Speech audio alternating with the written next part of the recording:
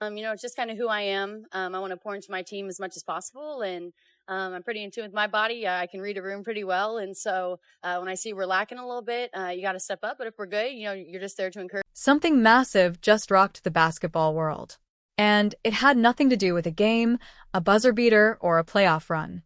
Caitlin Clark just signed a multi-year deal with NBC to be a special contributor for their basketball coverage.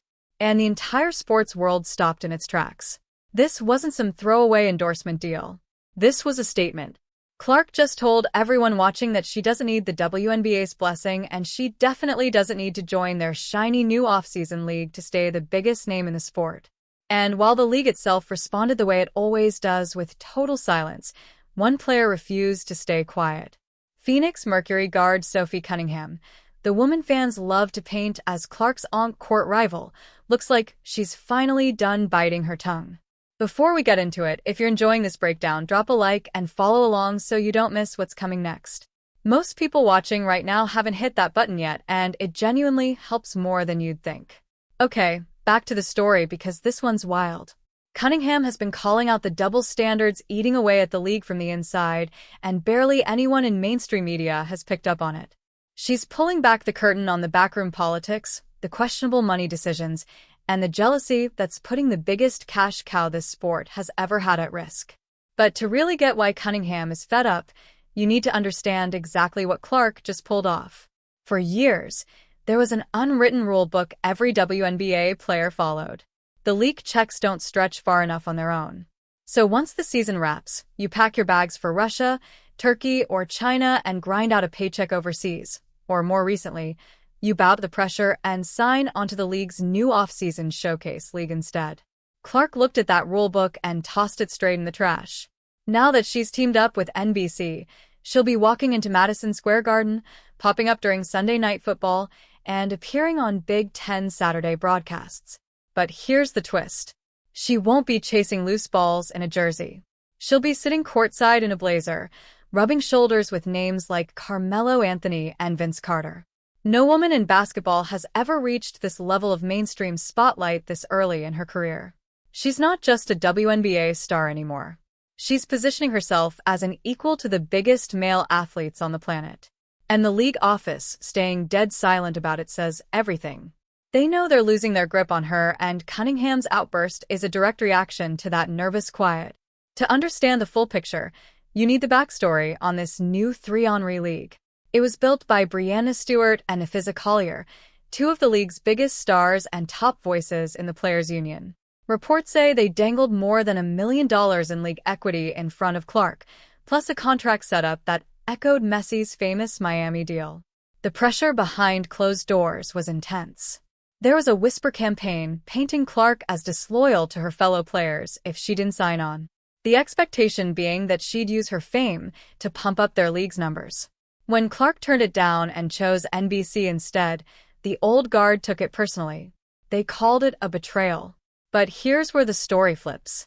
Sophie Cunningham, someone who's been in this league long enough to know a smart business move when she sees one, looks at this whole situation completely differently. She sees the conflict of interest baked into that 3-on-3 league. Think about it. Current players running a league, then pressuring other players to join it.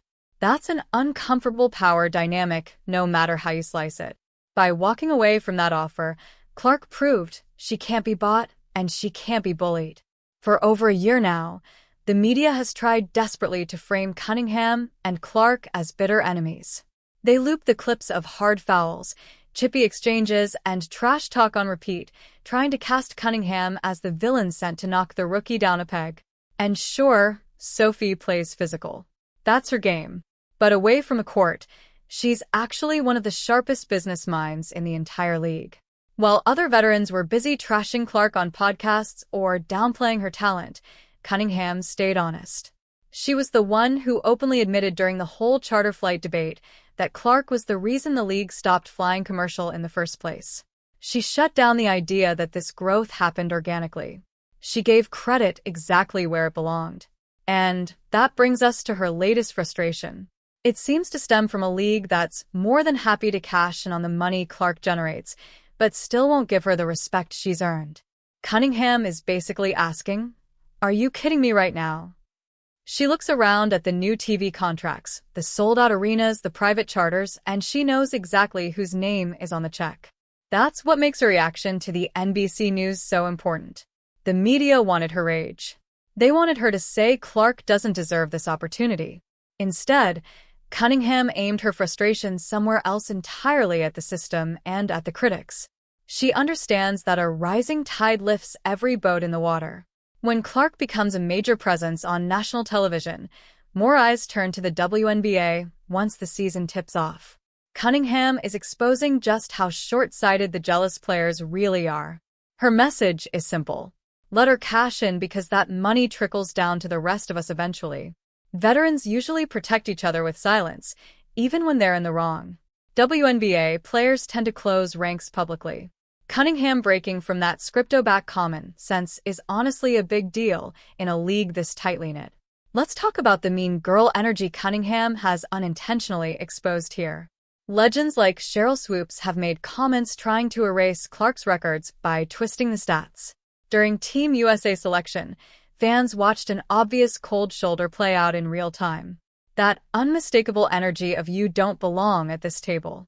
But by signing with NBC, Clark didn't just find a new seat, she bought the whole restaurant. And it seems like Cunningham is the only one who finds that hilarious. While other players are out here posting vague quotes about loyalty and grinding, Cunningham is out there living her life, completely unbothered by Clark's win. Her whole vibe is a reminder of just how small the rest of the noise really is. Sophie refuses to hop on the hate train, and that's usually what sets off her rants. She'll talk basketball. She'll talk business. But she won't tear down the young star who's literally paying everybody's bills right now. Money talks.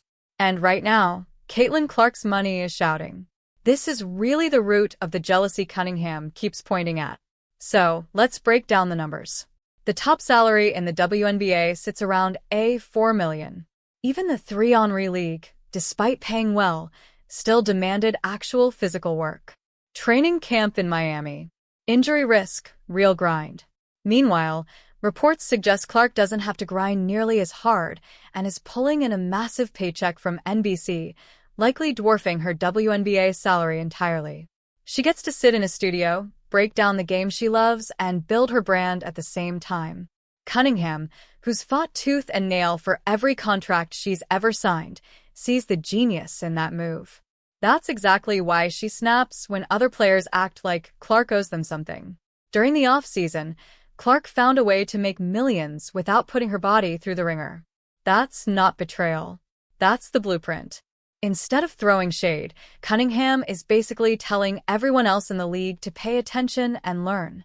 Now, here's the part Cunningham has carefully avoided touching directly. The president and vice president of the Players Association are the same people who built that 3-on-3 league.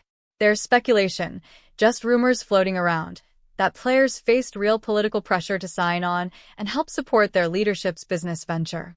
By saying no, Clark risked ruffling feathers at the very top of the union. That's a dangerous game to play. Cunningham, always her own person, probably sees right through the hypocrisy in that setup.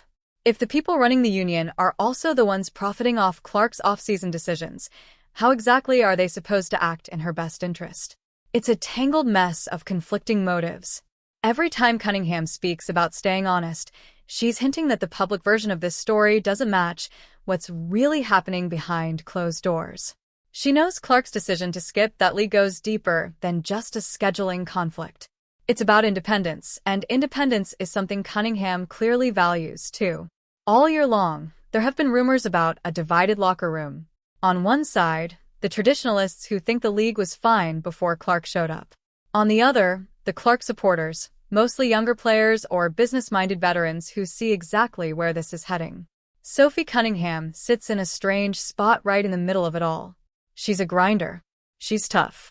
She's part of the old guard by every definition, but she's not blind to what's happening.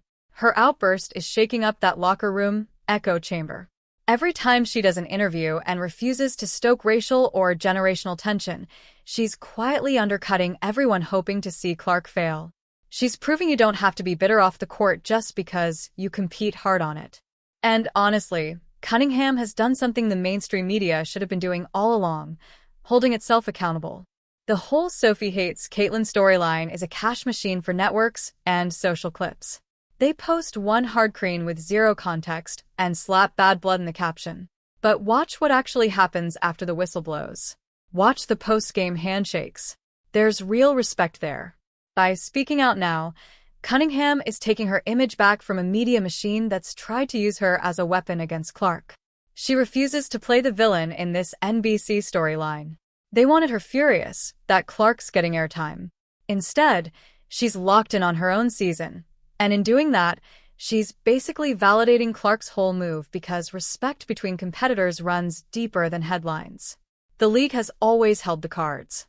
They control the exposure, the scheduling, the fines, everything.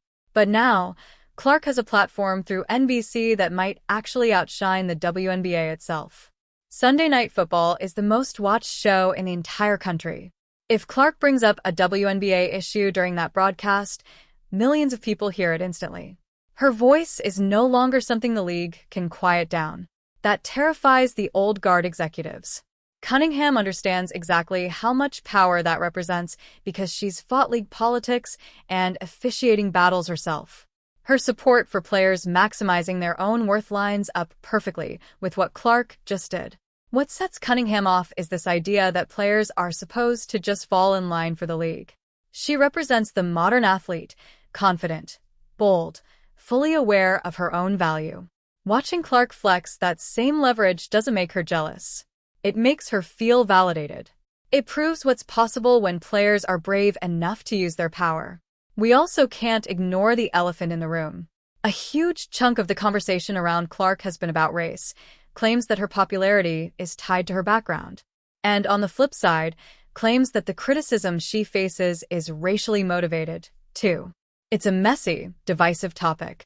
And Cunningham has been stuck right in the crossfire, constantly accused of targeting Clark, but by keeping the focus on basketball, she keeps shutting down those racially charged narratives. Her outbursts consistently reject the deeper social commentary people try to attach to this. She doesn't treat Clark like some symbol.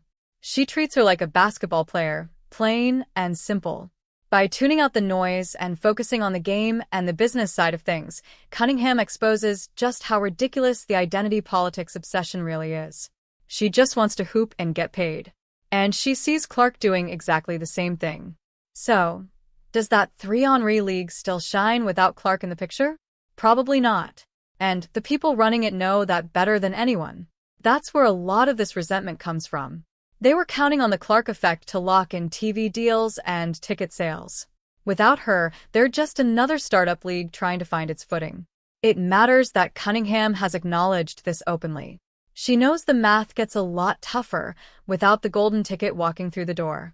When she hears other players ripping into Clark, she probably gets frustrated knowing those same players were secretly hoping Clark would join their league just to boost their own paychecks. That's hypocrisy at its finest. Come save our business.